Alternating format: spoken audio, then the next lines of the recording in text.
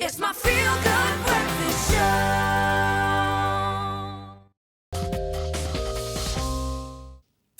When you think of the best job in the world, I think most of us would agree that a job in which you get paid to travel is a dream come true. But how does one become a travel writer? International blogger and writer Dawn Jurgensen has been all over the world sharing her stories and photographs and recommendations. And of course, as we've learned from our experiences with her, her love of our planet on our continent.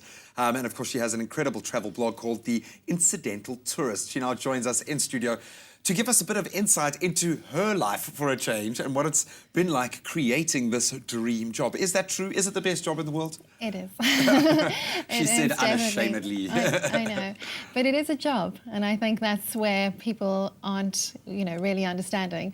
But it's the best job. My background is actually in tourism. I had a tour operating company organising just wonderful itineraries for incoming tourists for over 10 years. And when I gave that up, I had all these experiences and stories that I wanted to share. And I thought, well, I'll start a travel blog. And I'm a bit of a storyteller, and it just was a natural mix. And that was nearly 5 years ago. Wow, and the rest is history, as they say.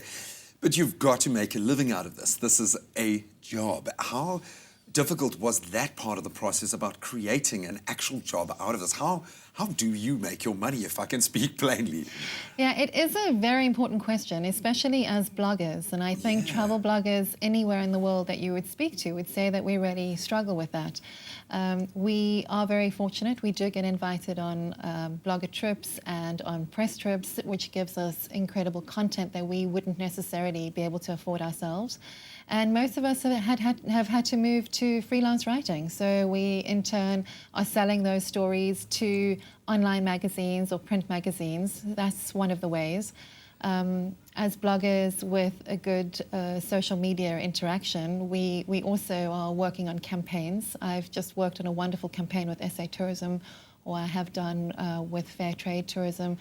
So there are paid jobs out there. Great work, Yeah, which is good. Well, I think this is the way the world is moving at the moment. You've got to diversify, and this becomes the best way to quite literally diversify your life. There are so many opportunities and ways of putting that message out there. It's not all fun and games, though. At some point, you've actually got to sit down at your PC and start writing. How much actual work goes into creating, if I can put it that way, one good travel blog or one good article? That is actually a problem, because I'm finding that I'm traveling at least 10 days a month at the moment, which means I come back and it's full days. We start early morning, we're often moving every day, we go on, we eat. That glamorous. We eat a lot, we do a lot of things, we get home late, and so there's not a lot of writing that's happening on the trips. So when we get back, I really like to just sit at my desk and write, and it's photo editing. I'm also doing little videos after my trips.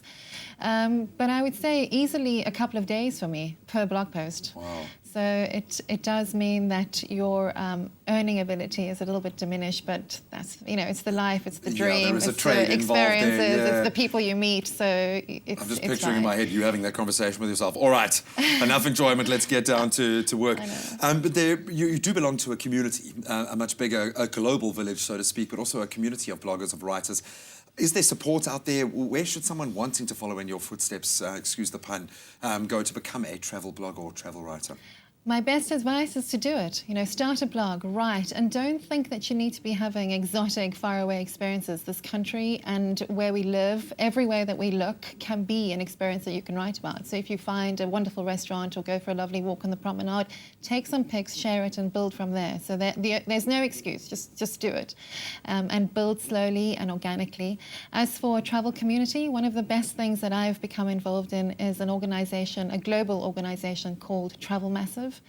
Travelmassive.com. Anyone who is at all involved in the tourism sector, whether they're working at a backpacker or writing or in a restaurant, anything at all, signs up. And around the world, we have regular city meetups where we get together. It's not about who you are or where you work. It's about conversation, real live conversation.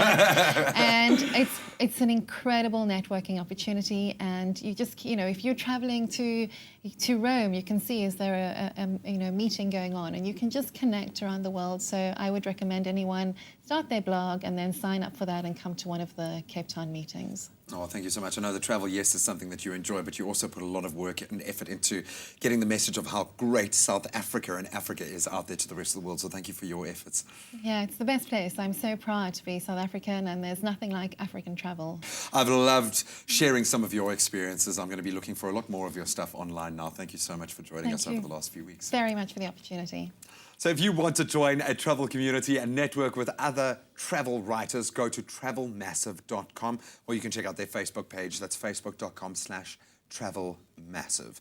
And go out there and explore South Africa, explore the world, and share your experiences with those of us who aren't brave enough maybe to step out there and do the same. But I really do suggest you go out there and experience the world around you.